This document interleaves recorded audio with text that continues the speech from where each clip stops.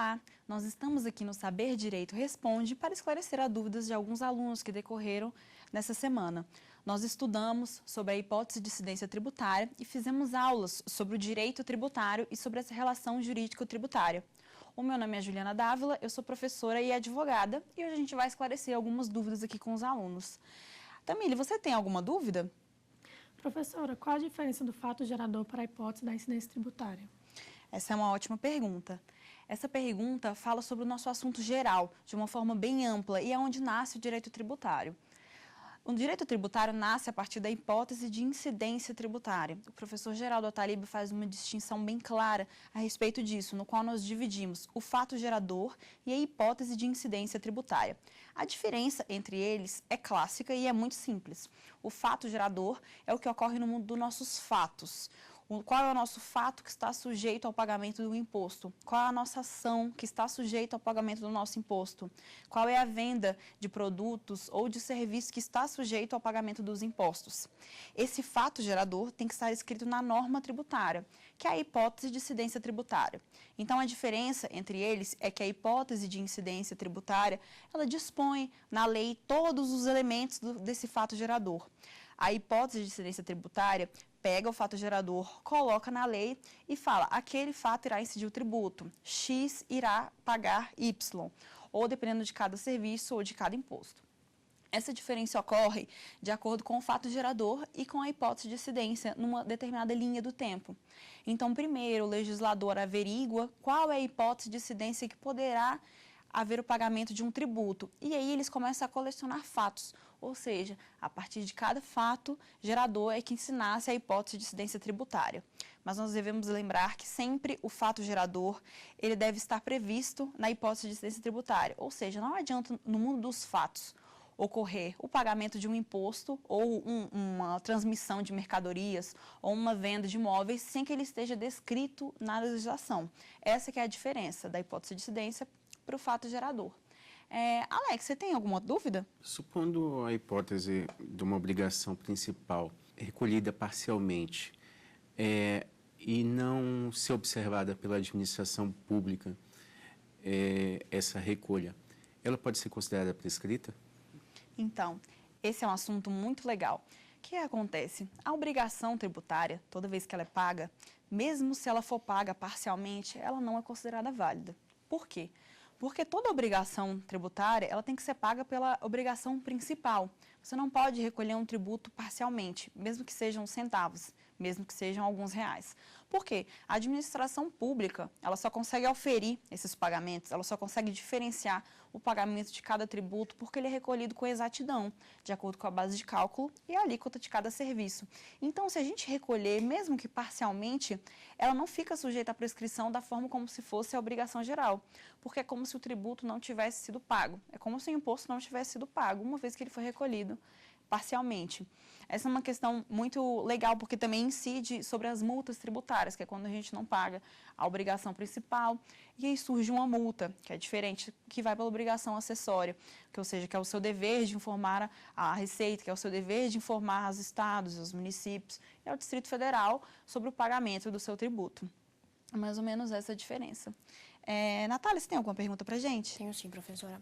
Há possibilidade da existência de uma obrigação tributária e não haver um crédito tributário? Ótimo. Não. Na verdade, a obrigação tributária, ela sempre deve existir antes do crédito tributário. Por quê? Porque nós temos uma diferença, nós temos uma linha do tempo. A nossa linha do tempo é constituída primeiro pela hipótese de incidência tributária, que é um normativo legal que aufere o nosso fato gerador. A partir dessa hipótese de incidência, nós temos a criação do fato gerador, que fica incluso nela. Quando o fato gerador fica concretizado e está disposto na nossa lei, ele começa a surgir a obrigação tributária. E é daí que começa a surgir a própria obrigação tributária. Surgindo a obrigação tributária e respeitando todos os seus elementos, ou seja, auferindo o sujeito ativo, o sujeito passivo, auferindo se está disposto na lei, auferindo a norma como um todo, nós conseguimos diferenciar todos esses elementos da obrigação tributária. E é só aí que nasce o crédito tributário, ou seja, precisam ser respeitados todos os princípios, toda a nossa linha do tempo, até que se chegue no crédito tributário. Foi aquela diferença entre a hipótese de incidência e o fato gerador. Porque não existe um fato gerador se ele não estiver disposto à nossa norma tributária.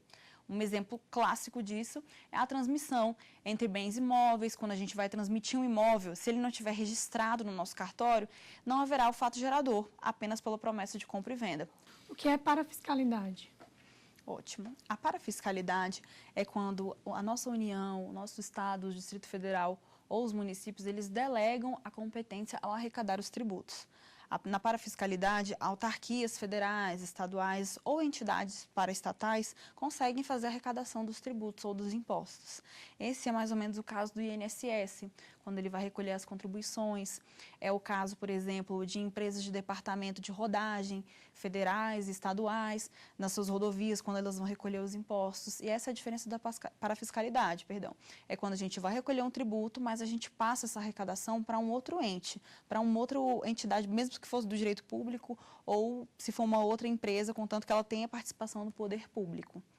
É isso que é parafiscalidade.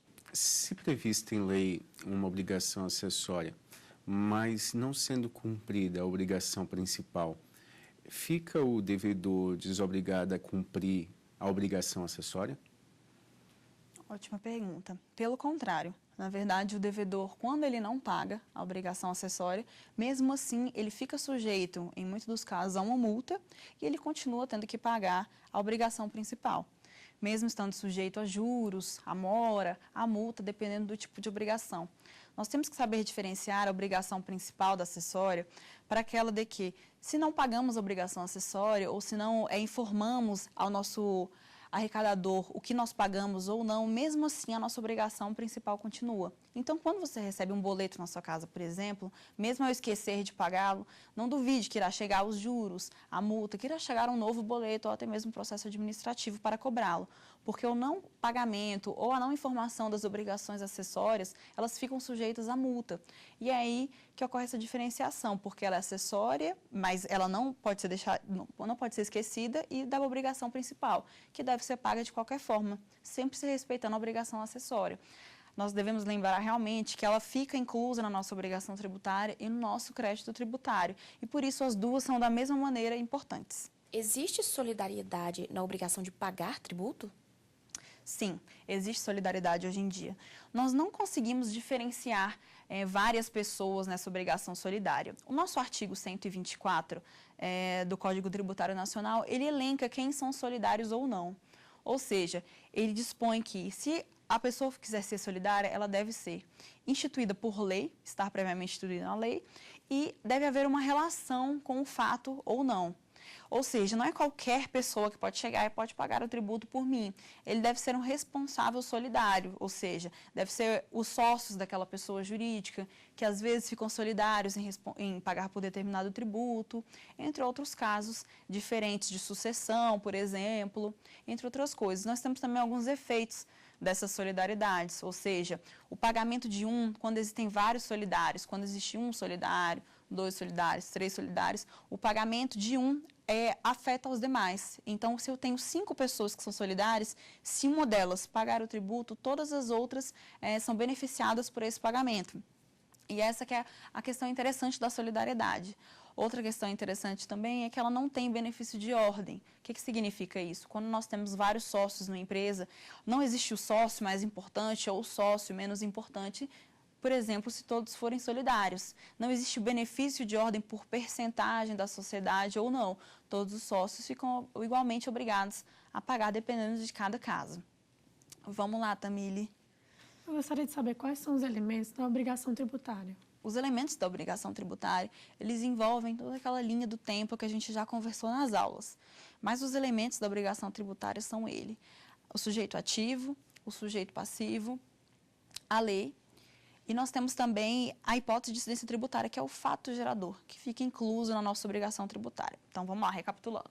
Os elementos da obrigação tributária são os sujeitos, ativo e passivo, a lei e o fato gerador. Os sujeitos ativo e passivo, nós já conversamos que são os contribuintes. Os contribuintes e quem é o órgão arrecadador daquele tributo. O fato gerador é aquele fato do qual nasce o direito tributário, é um fato no qual o direito tributário vai nascer a partir de qual pagamento, a partir da onde, a partir daquele local. Se for o imposto de renda, o nosso fato gerador seria a aquisição de renda e proventos de qualquer natureza. Se for na transmissão de mercadorias, no ICMS, a depender de cada caso. E nós temos também a nossa lei. Todos esses elementos da obrigação tributária, eles estão dispostos no nosso artigo 3º do Código Tributário Nacional, no qual ele define o que o tributo é e qual a definição do tributo por lei. Entre elas, eu relembro aqui para a gente que o tributo por lei ele deve ser uma prestação pecuniária, é uma sanção por um ato que não é ilícito, deve haver uma atividade administrativa plenamente vinculada. Esses casos, eles se aplicam aos nossos elementos da nossa obrigação tributária. Então, a gente vê que é um conjunto de coisas. O nosso artigo 3º, ele consegue descrever esse globo de obrigações e de elementos que possuem a obrigação tributária. Feitos esses elementos, caracterizados no nosso tipo, na nossa hipótese de incidência tributária, esses elementos sujeitos à lei e o fato gerador, é que nasce o crédito tributário.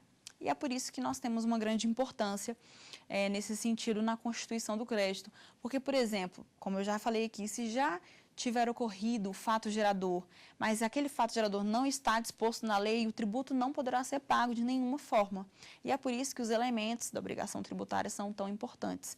Porque aquele sujeito ativo, por exemplo, que é o órgão arrecadador, aquele ente, que a União, os estados, o Distrito Federal ou os municípios, se ele não for adequadamente restrito na lei, mesmo que seja pelo Instituto da Parafiscalidade, não conseguimos haver o crédito tributário. O crédito tributário não consegue nascer se ele não respeitar todos os elementos que, diga-se de passagem, são taxativos da obrigação tributária. Então, só para finalizar e relembrar, para vocês fixarem, nós temos a lei, ele deve ser instituído por lei, nós temos o fato gerador, ou seja, aquele fato gerador no qual nasce o tributo, e nós temos os sujeitos ativo e passivo, o ativo arrecadador e o passivo nós contribuintes. Então, agora nós vamos para o nosso intervalo e na volta a gente vai saber mais um pouquinho sobre as perguntas do direito tributário no nosso curso de Relação Jurídico-Tributária, no qual tratamos sobre as hipóteses de incidência tributária e seus elementos.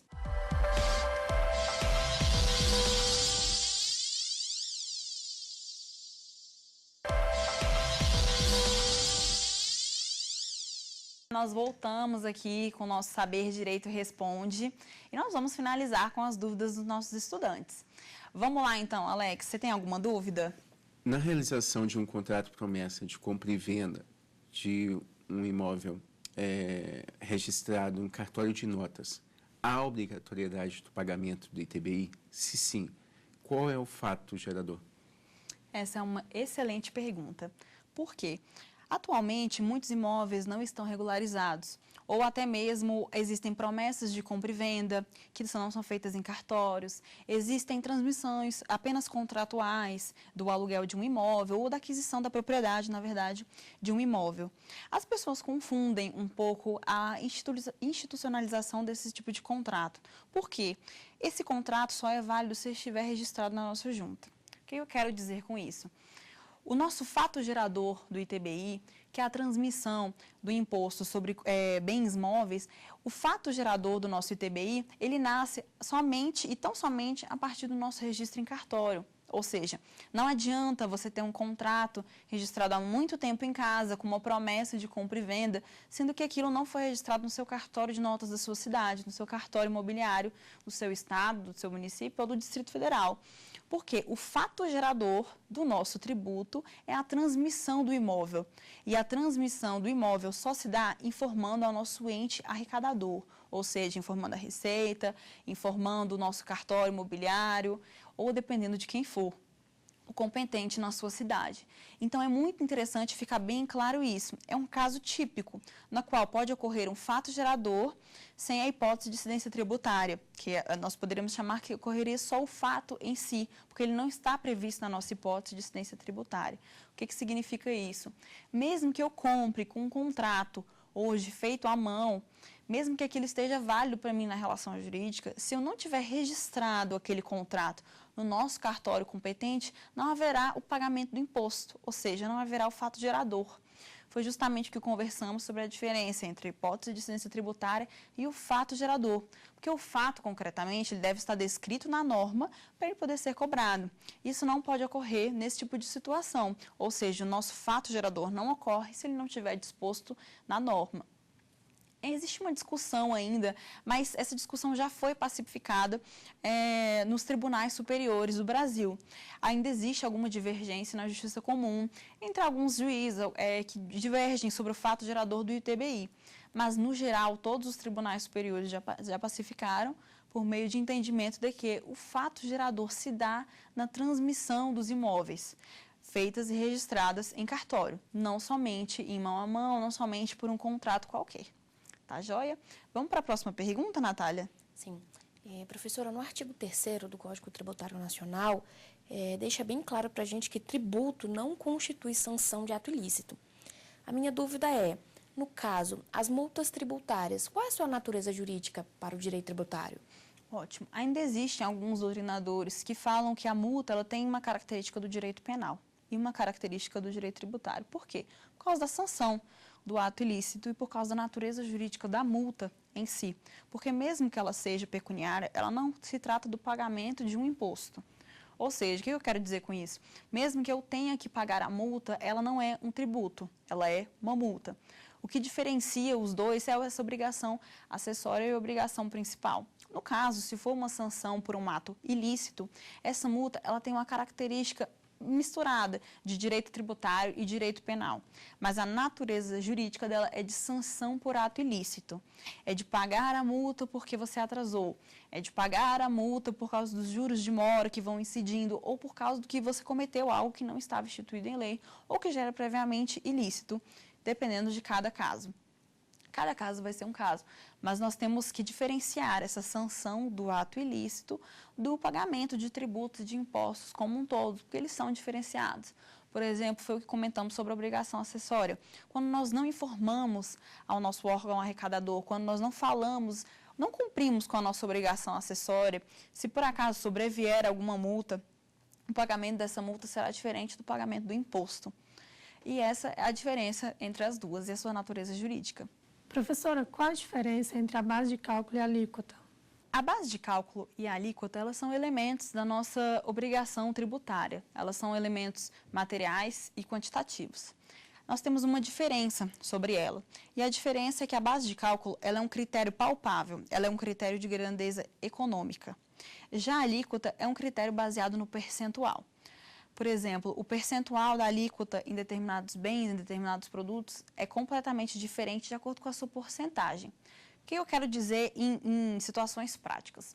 A base de cálculo é um elemento material que nós conseguimos dimensionar. Por exemplo, de acordo com determinado tributo, de acordo com o peso de um veículo, de acordo com o peso da carga que está vindo de determinado país no exterior, nós conseguimos delimitar a nossa base de cálculo. Nós conseguimos auferir se o produto tem uma qualidade superior, se o produto tem uma qualidade inferior, e a base de cálculo ela se baseia nisso. É uma grandeza eminentemente econômica. E é por isso que nós conseguimos ainda diferenciá-la da alíquota. Elas são muito próximas, mas elas são diferenciáveis. Porque a alíquota, por exemplo, ela é variável de acordo com o nosso, na verdade, imposto de renda. Vou dar um exemplo prático para ficar bem concreto para vocês. O imposto de renda, a alíquota do imposto de renda, ela é variável de acordo com o aumento do salário do cidadão. Ou seja, dependendo da aquisição do seu poder de renda, a nossa alíquota vai variando. Ou seja, a alíquota é uma dimensão valorável, é uma dimensão quantitativa. Já a base de cálculo é uma dimensão material, nós devemos pensar no valor daquele tributo em espécie de grandeza econômica. Pensar no produto, no tecido, no valor, no peso do serviço, entre outras coisas. Dependendo do tipo de serviço, ela é variável também se for uma espécie de consultoria, se for uma espécie de outro serviço prestado por empresa diversa ou não. A diferença entre as duas é que elas fazem parte da hipótese de incidência tributária, mas elas são divididas entre elas, porque todos os impostos detêm a sua base de cálculo e a sua alíquota, mas as suas grandezas, suas diferenciações são diferentes. O que eu quero dizer com isso? A base de cálculo é sempre uma grandeza material. Por exemplo, nós temos um fato gerador no qual a base de cálculo se diferencia entre o preço que eu comprei e o preço que eu vendi. E é assim que a gente consegue estabelecer o imposto. Essa seria a nossa base de cálculo em determinado caso. Então, recapitulando, a base de cálculo é uma diferença que existe entre a material e a quantitativa, que é a da alíquota, que é uma grandeza percentual que nós conseguimos medir por determinados valores. Elas são diferentes, mas elas sempre se unem entre si. E elas são principais e originárias da nossa obrigação tributária. É a partir delas que nós conseguimos definir o nosso crédito tributário e os seus elementos da obrigação tributária. Como identificamos o fato gerador do tributo? Para a identificação desse fato gerador, nós conseguimos diferenciá-lo a partir das hipóteses de incidência tributária. Então, não é porque o fato gerador existe que ele está descrito na lei. Ele precisa primeiro ser descrito na lei de acordo com determinado fato gerador. É um pouquinho complicado quando a gente fala assim, mas o que eu quero dizer? Que para ocorrer no mundo dos fatos, ele deve ocorrer também no nosso mundo do direito. Ou seja, todo fato gerador deve estar descrito na nossa legislação tributária, deve estar descrito na nossa hipótese de incidência tributária. E é a partir dele que nós conseguimos definir qual tributo devemos pagar ou não. Os elementos do fato gerador, o principal deles, eu diria que é ele ser instituído por lei. Porque se ele não tiver sido instituído por lei, não haverá a hipótese de incidência tributária como um todo. Ele não poderá ser pago, ele não poderá ser arrecadado, entre outras coisas.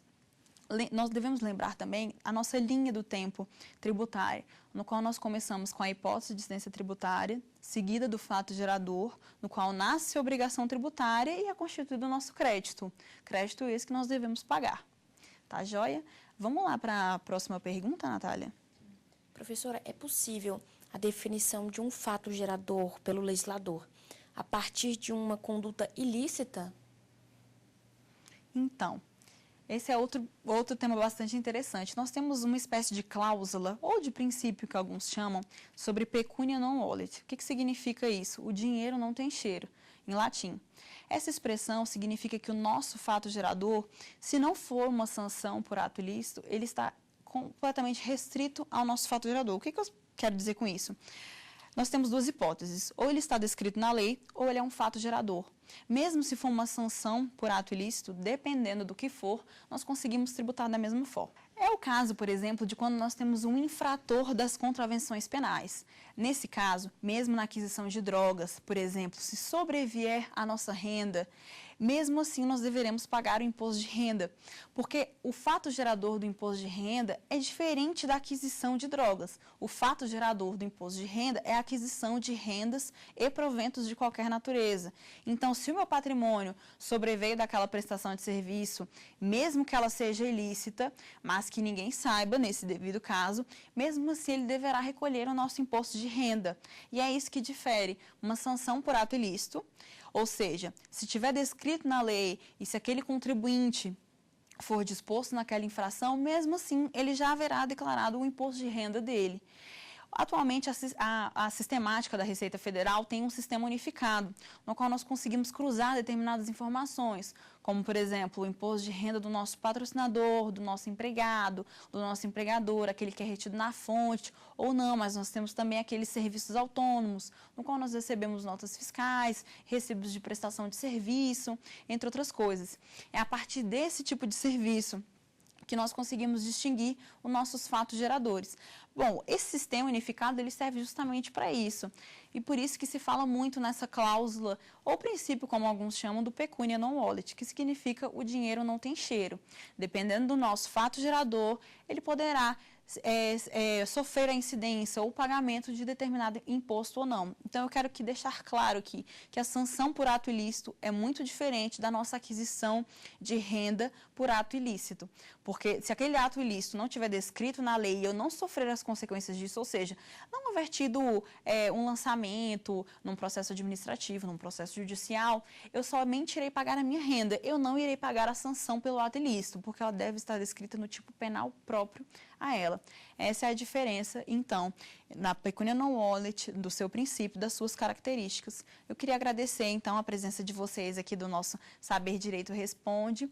Queria agradecer a sua audiência também e queria finalizar aqui o nosso quadro do Saber Direito Responde, no qual finalizamos as nossas aulas sobre o direito tributário e a hipótese de incidência tributária. Nós relembramos a nossa linha do tempo, seguida de fato gerador, no qual nasce a obrigação tributária, composta por seus elementos, no qual se finaliza com a constituição do crédito tributário. Crédito esse que nós, contribuintes, iremos pagar. Gostaria de agradecer, então, a presença de vocês, alunos, a presença da Natália, do Alex e da Tamília aqui com a gente no Saber Direito Responde e a sua audiência e a sua presença também. Muito obrigada, até o próximo encontro. Ficou com dúvidas sobre a matéria? Então mande um e-mail para a gente, é saberdireito@stf.jus.br. Você também pode estudar pelo nosso canal na internet. O site, anota aí, www.tvjustiça.jus.br.